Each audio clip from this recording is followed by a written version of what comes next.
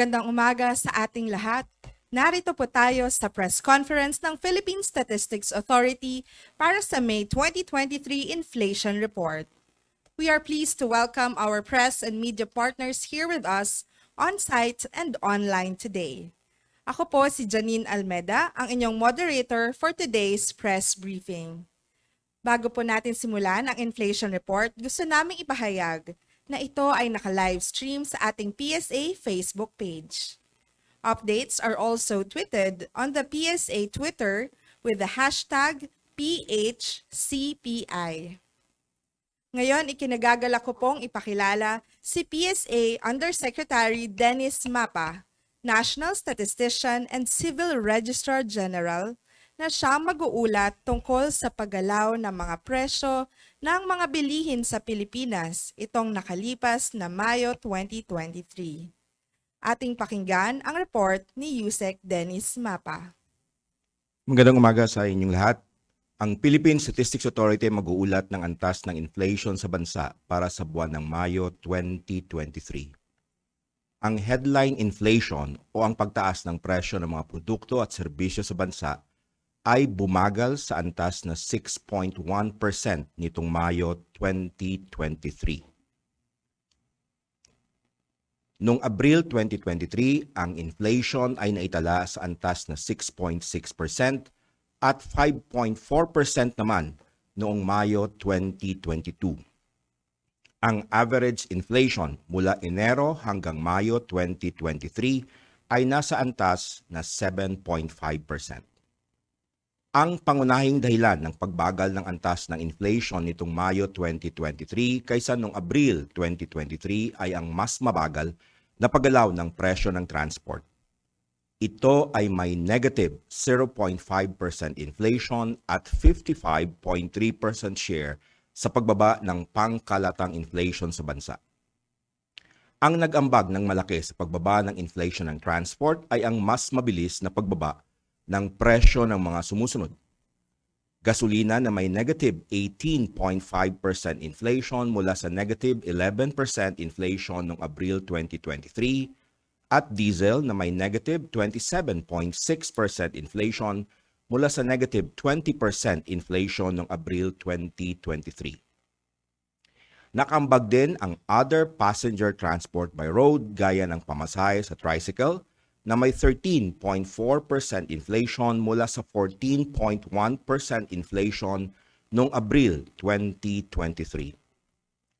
Ang pangalawang nag-ambag sa pagbagal ng antas ng inflation ay ang mas mabagal na paggalaw ng presyo ng food and non-alcoholic beverages na may 7.4% inflation at 37.3% share sa pagbaba ng pangkalatang inflation sa bansa nitong Mayo 2023. Ang nag-ambag ng malaki sa pagbaba ng inflation ng food and non-alcoholic beverages ay ang pagbaba ng presyo ng mga sumusunod.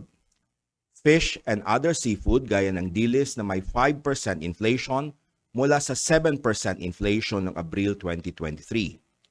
Meat and other parts of slaughtered land animals tulad ng manok na may 3.2% inflation mula sa 4.2% inflation noong Abril 2023 at milk, other dairy products, and eggs gaya ng itlog na may 12.1% inflation mula sa 13% inflation noong Abril 2023. Ang pangatlong nag-ambag sa pagbagal ng antas ng inflation ay ang mas mabagal na paggalaw ng presyo ng restaurants and accommodation services na may 8.3% inflation at 5.7% share sa pagbaba ng pangkalatang inflation sa bansa nitong Mayo 2023. Ito ay dahil sa pagbagal ng pagtaas ng presyo ng restaurants, cafe, and the like na may 8.3% inflation mula sa 8.6% inflation noong Abril 2023. Pagdating naman sa overall inflation nitong Mayo 2023, ang pangunahing nag-ambag ay ang food and non-alcoholic beverages na may 7.4% inflation at 46% share. Ang mga pangkat ng pagkain na pangunahing nag-ambag sa inflation ng food and non-alcoholic beverages ay ang mga sumusunod.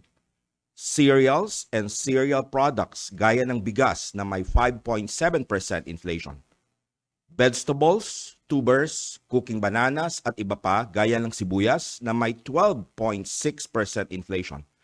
Ang sibuyas ay nagpakita ng pagtaas ng presyo nitong Mayo 2023 matapos ang pagbaba simula Pebrero 2023. Milk, other dairy products, and eggs tulad ng itlog na may 12.1% inflation. Ang pangalawang commodity group na may pinakamalaking ambag sa pangkalatang inflation nitong Mayo 2023 ay ang housing, water, electricity, gas, and other fuels na may inflation na 6.5% at 22.9% share sa pangkalatang inflation. Ang mga pangunahing nag-ambag sa inflation ng housing, water, electricity, gas, and other fuels ay ang mga sumusunod. Renta sa bahay na may 5.6% inflation, kuryente na may 13.6% inflation, at bayad para sa supply ng tubig na may 11.9% inflation. Ang restaurants and accommodation services ang ikatlo sa may pinakamalaking ambag sa pangkalatang inflation nitong Mayo 2023. Ang commodity group na ito ay nagtala ng 8.3% inflation at 13.1% share. Ang pangunahing nag-ambag sa inflation ng restaurants and accommodation services ay ang restaurant, cafe, and the like na may 8.3% inflation. Sa 13 commodity groups, 4 ang nagpakita ng pagtaas ng presyo ngunit sa mas mabagal na antas nitong Mayo 2023. Ito ay ang mga sumusunod. Food and non-alcoholic beverages na may 7.4% inflation. Alcoholic beverages and tobacco na may 12.3% inflation. Transport na may negative 0.5% inflation. At restaurants and accommodation services na may 8.3% inflation. Samantala, nagtala ng mas mabilis na pagtaas ng presyo nitong Mayo 2023 ang furnishings, household equipment, and routine household maintenance na may 6.2% inflation at ang recreation, sport, and culture na may 4.9% inflation. Nanatili naman sa kanilang antas ng inflation noong Abril 2023 ang mga sumusunod. Clothing and footwear na may 5.1% inflation, housing, water, electricity, gas, and other fuels na may 6.5% inflation, health na may 4.1% inflation, information and communication na may 0.7% inflation, education services na may 3.6% inflation, financial services na may 0% inflation, at personal care and miscellaneous goods and services na may 5.7% inflation. Samantala, ang core inflation sa bansa ay bumagal sa antas na 7.7% nitong Mayo 2023. Noong Abril 2023, ang core inflation ay naitala sa 7.9% at 2.8% naman noong Mayo 2022. Pagdating naman sa National Capital Region, ang headline inflation nitong Mayo 2023 ay bumagal sa antas na 6.5%. Noong Abril 2023, ito ay naitala sa antas na 7.1% at 4.7% naman noong Mayo 2022. Ang pangunahing dahilan ng pagbagal ng antas ng inflation sa National Capital Region ay ang mas mabagal na paggalaw ng presyo ng transport na may 1.1% inflation at 35.4% share sa pagbagal ng inflation nitong Mayo 2023.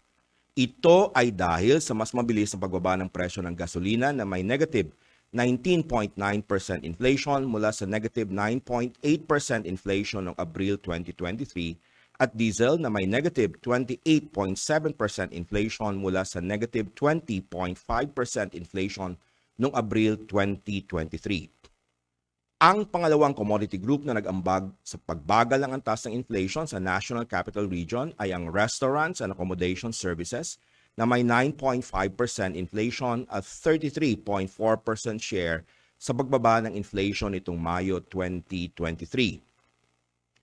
Ang nag-ambag ng malaki sa pagbaba ng inflation ng restaurants and accommodation services ay ang mas mabagal na pagtaas ng presyo ng restaurants, cafe, and the like na may 9.6% inflation mula sa 11.4% inflation noong Abril 2023.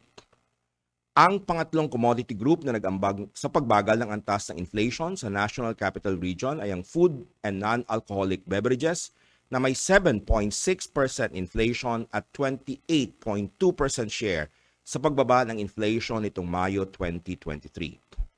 Ito ay dahil sa mas mabagal na pagtaas ng presyo ng mga sumusunod: milk, other dairy products, and eggs, partikular ang itlog na may 11.3% inflation mula sa 14.2% inflation noong Abril 2023. Fish and other seafood tulad ng dilis na may 4.6% inflation mula sa 6.1% inflation noong Abril 2023. At meat and other parts of slaughtered land animals tulad ng baboy na may 2.4% inflation mula sa 3.3% inflation noong Abril 2023. Sa mga pangkat ng pagkain sa National Capital Region, nagpakita ng mas mabagal na pagtaas ng presyo nitong Mayo 2023 ang mga sumusunod: flour, bread, and other bakery products, pasta products, and other cereals na may 12% inflation. Meat and other parts of slaughtered land animals tulad ng baboy na may 2.4% inflation. Fish and other seafood gaya ng dilis na may 4.6% inflation. Milk, other dairy products, and eggs gaya ng itlog na may 11.3% inflation. Oils and fats gaya ng cooking oil na may 11.4% inflation. Sugar, confectionery, and desserts gaya ng refined sugar na may 25.7% inflation. At ready-made food and other food products not elsewhere classified tulad ng infant formula na may 11.3% inflation. Samantala, nagpakita naman ng mas mabilis na pagtaas ng presyo ang mga sumusunod na pangkat ng pagkain sa National Capital Region. Bigas na may 1.3% inflation. Mais na may 20.8% inflation. Fruits and nuts tulad ng mangga na may 26.4% inflation. At vegetables, tubers, cooking bananas at iba pa gaya ng sibuyas na may 15.4% inflation. Sa mga lugar sa labas ng National Capital Region, ang inflation nitong Mayo 2023 ay bumagal sa antas na 6%. Noong Abril 2023, ito ay naitala sa antas na 6.5% at 5.5% naman noong Mayo 2022. Sa mga lugar sa labas ng National Capital Region, ang pangunahing dahilan sa pagbagal ng antas ng inflation ay ang mas mabagal na paggalaw ng presyo ng transport na may negative 0.8% inflation at 53.7% share sa pagbaba ng inflation nitong Mayo. Ang nag-ambag ng malaki sa pagbaba ng inflation sa transport ay ang mas mabilis na pagbaba ng presyo ng mga sumusunod: gasolina na may negative 18.4% inflation mula sa negative 11.2% inflation noong Abril 2023, at diesel na may negative 27.3% inflation mula sa negative 19.9% inflation noong Abril 2023. Nakaambag din sa pagbaba ng inflation ng transport ang other passenger transport by road tulad ng pamasahe sa tricycle na may 12.9% inflation mula sa 13.8% inflation.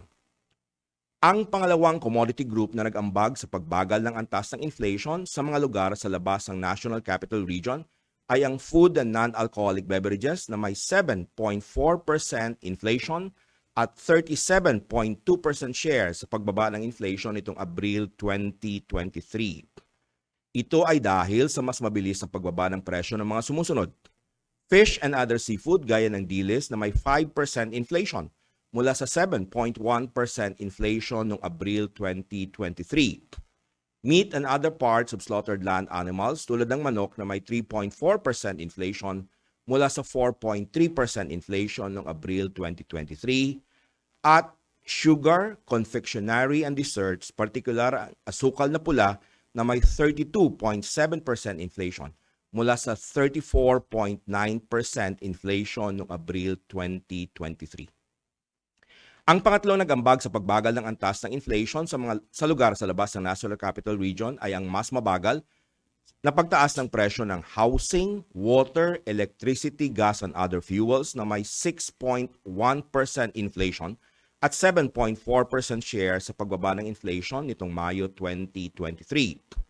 Ito ay dahil sa mas mabilis na pagbaba ng presyo ng kuryente na may 13.6% inflation mula sa 15.7% inflation noong Abril 2023 at kahoy na panggatong na may 7.3% inflation mula sa 8% inflation noong Abril 2023.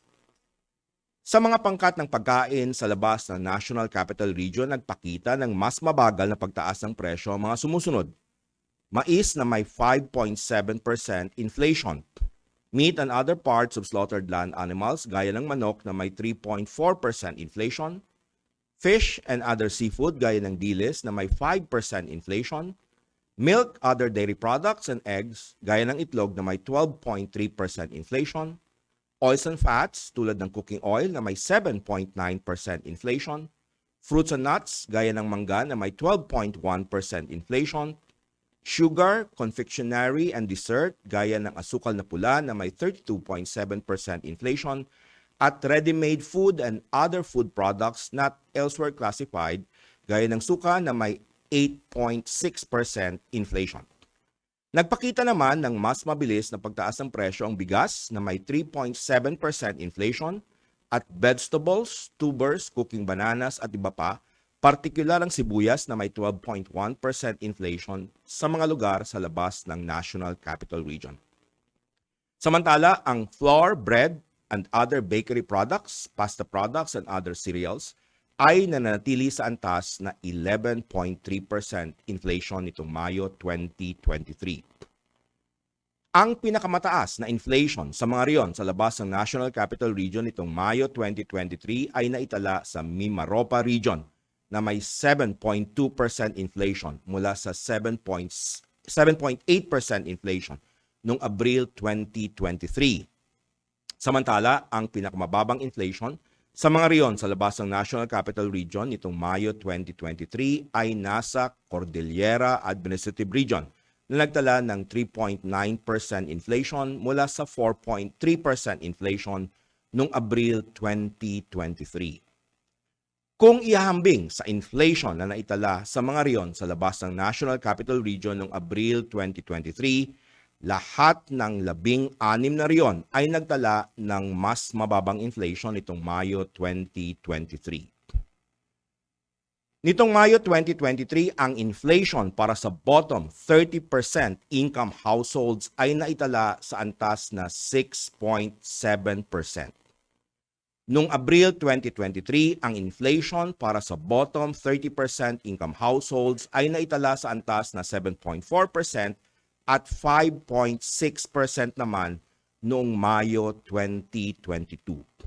Ang average inflation para sa bottom 30% income households mula Enero hanggang Mayo 2023 ay naitala sa 8.4%.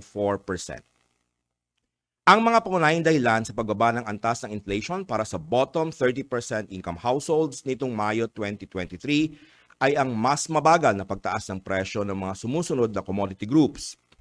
Food and non-alcoholic beverages na may 7.4% inflation at 37.6% share. Housing, water, electricity, gas, and other fuels na may 6.5% inflation at 31.9% share. At transport na may 1.3% inflation at 28.3% share.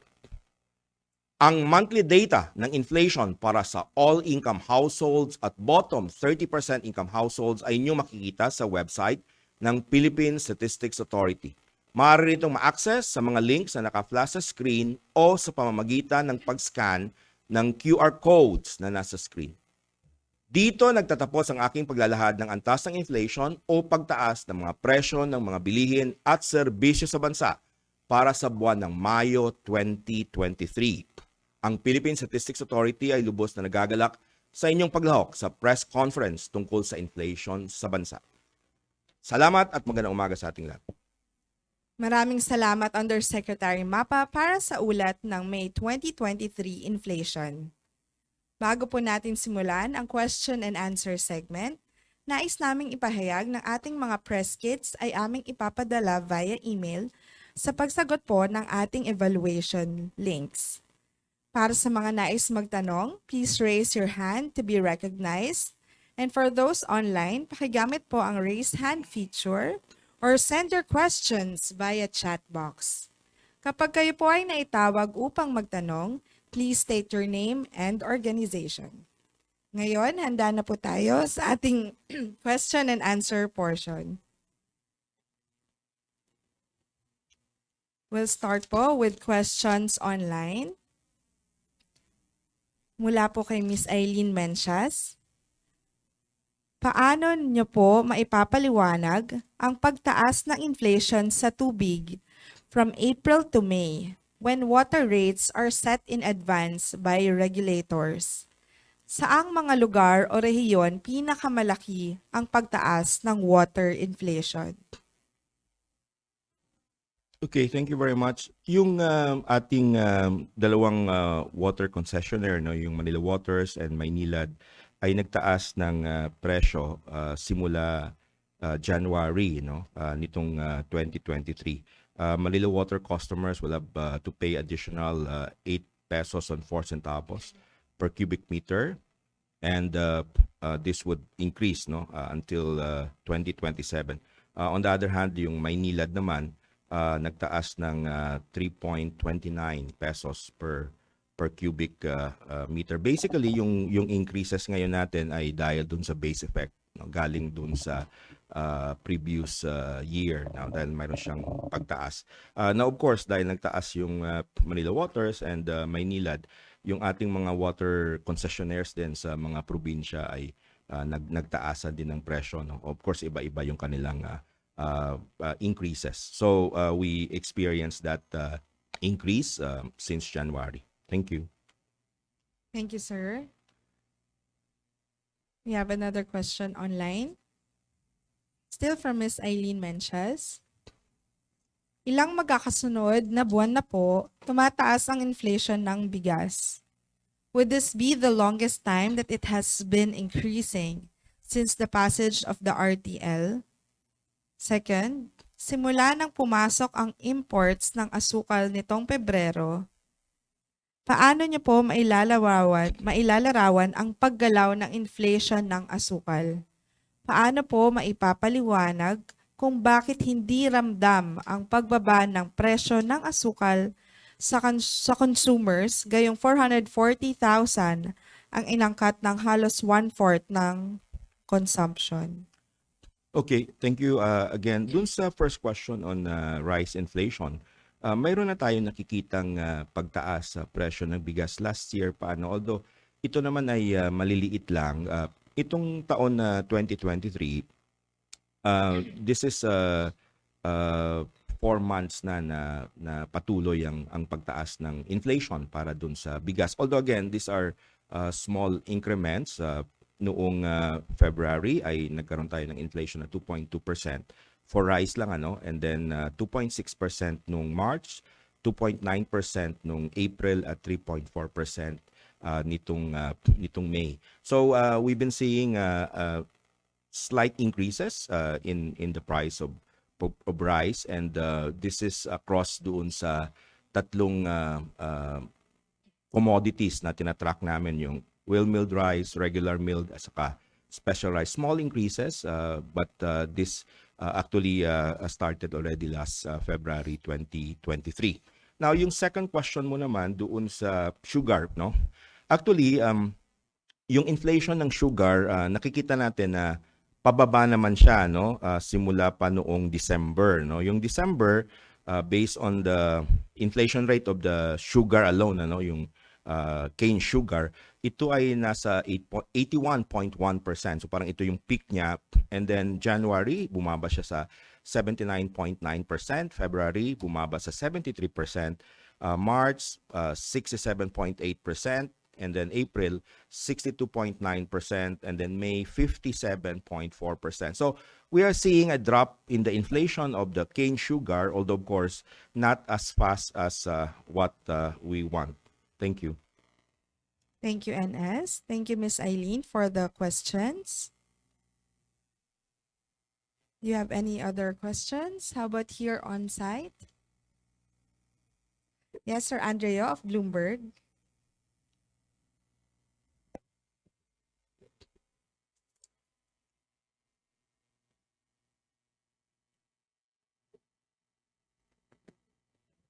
Hello po. Yeah. Ayan.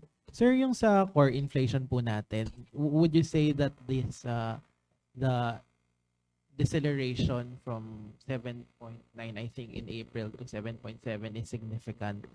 Or does this mean that the price increases are sticky at this point?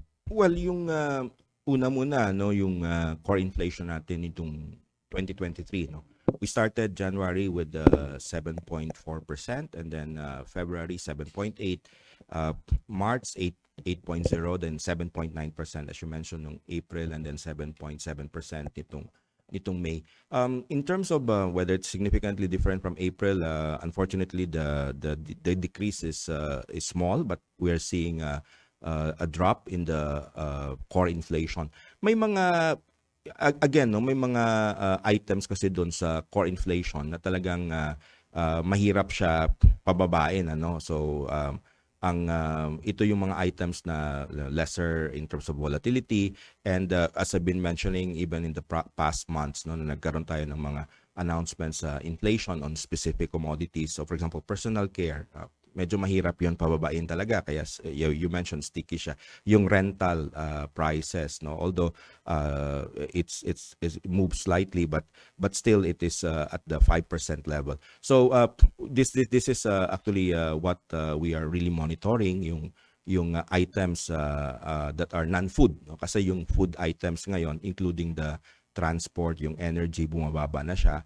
But itong non-food, there are still items there that are really difficult, medyo nahirapan na ibaba. So these are things that we are monitoring, and the IAC, of course, on inflation and market outlook is always asking for data, and we're sharing data on this. Thank you.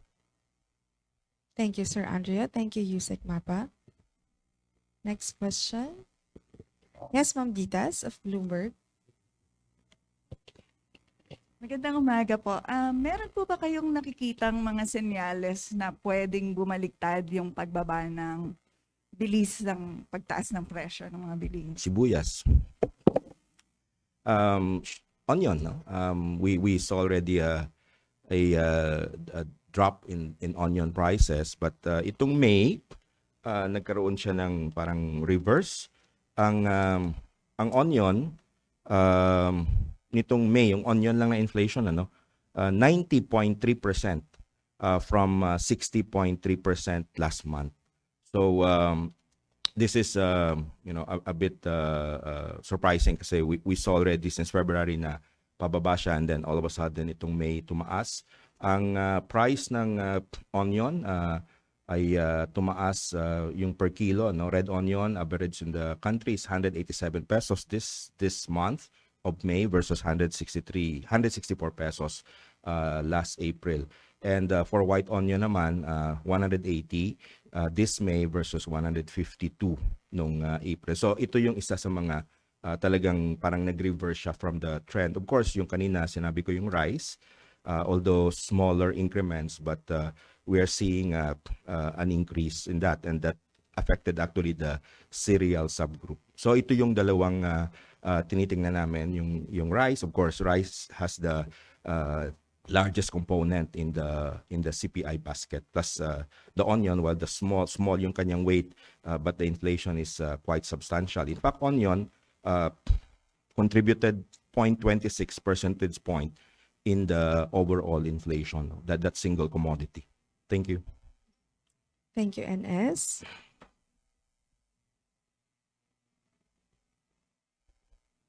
Other questions? Sir Andreo?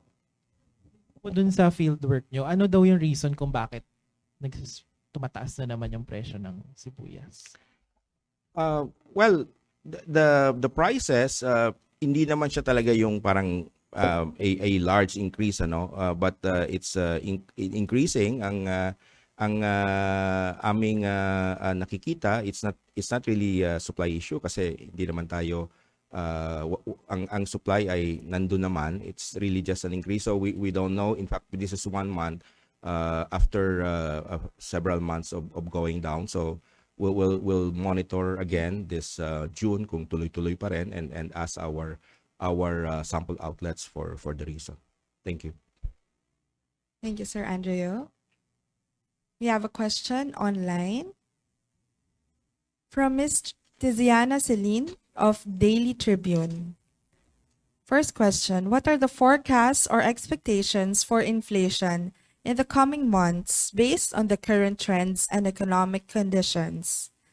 2, how does May's inflation rate compare to previous months? Are there any significant trends or changes? Thank you po.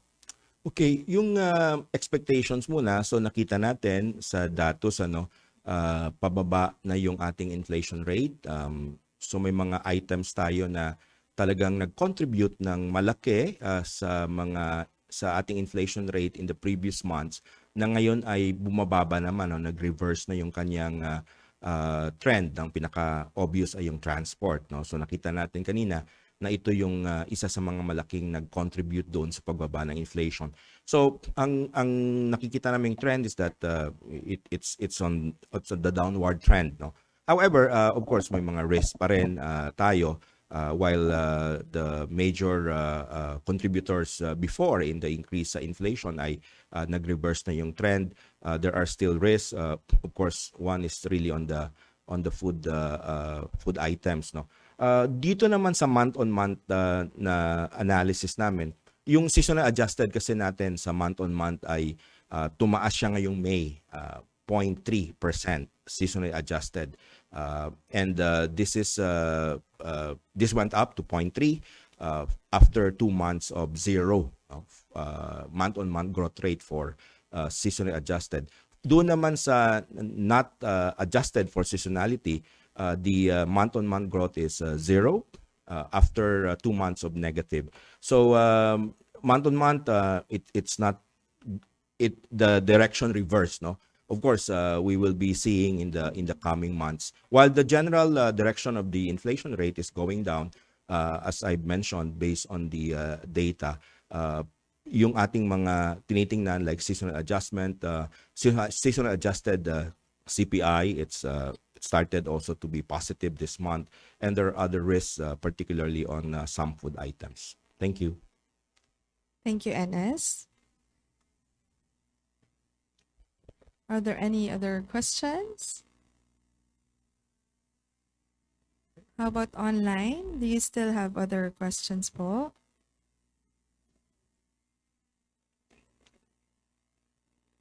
Yes, ma'am.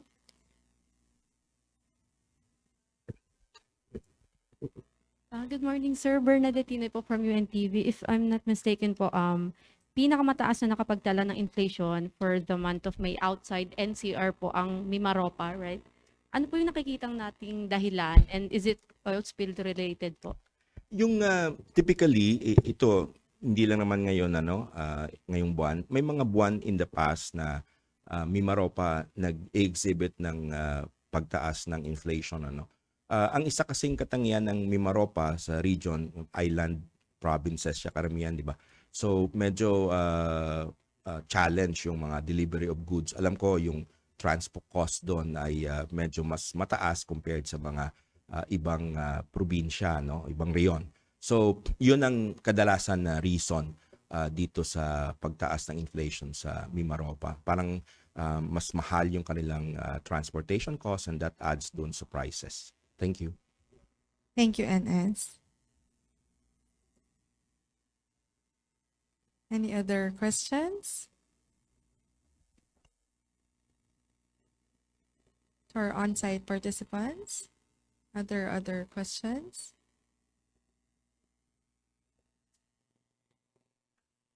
How about online?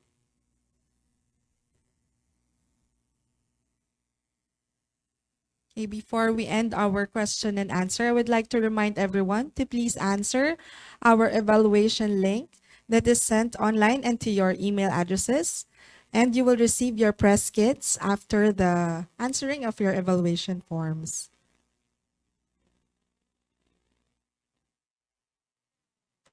Okay, another question from Ms. Ditas. Ay, sir, banggit ko lang sana yung mga percentage share ng mga commodity items. Okay.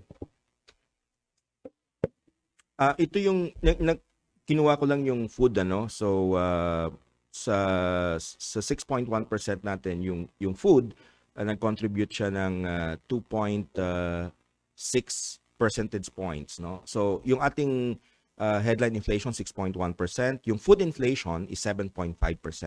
So that contributed 2.6 percentage points. Ang top 5 na nag-contribute sa inflation natin under the food basket ay rice, of course, 0.31 percentage point, sugar, 0.27 percentage point, onion, as I mentioned, 0.26 percentage point, bread, kasi mataas din yung bread, pasta, 0.22 percentage point, saka egg, 0.18 percentage point. So ito yung top 5 doon sa food basket. Thank you. In general, halimbawa, every year, halimbawa, food, Nagbabago-bago. nagbabago. Yeah, So, kasi kung yung food inflation natin mababa, maliit din yung contribution niya doon sa inflation. dun sa buong Oo. city. So like for example, kanina sabi ko, so yung food nag-contribute siya ng 2.6 percentage points doon sa 6.1 na inflation natin. Yung pangalawa, yung housing, water, electricity, gas, and other fuels kasi yung kanyang inflation ay 6.5% at yung kanyang contribution doon sa overall inflation ay 1.4 percentage point. And then yung pangatlo, restaurant and accommodation services, ang kanyang inflation rate ay 8.3% at yung kanyang contribution doon sa overall inflation ay 0.8 percentage point. So ito yung parang top 3. Food inflation, 2.6 percentage point.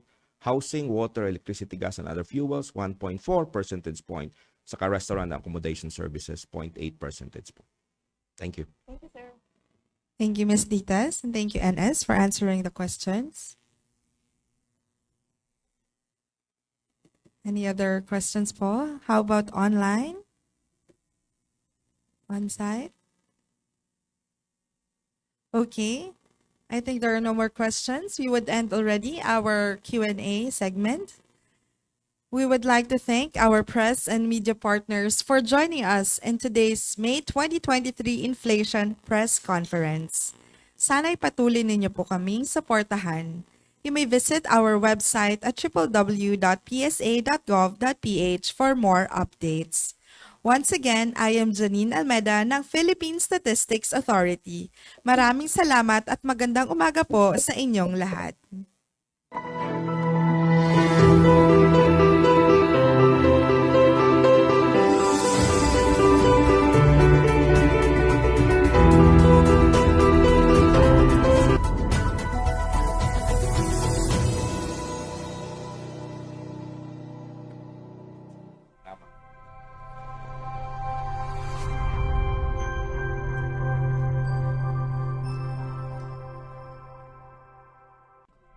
Thank you po for joining.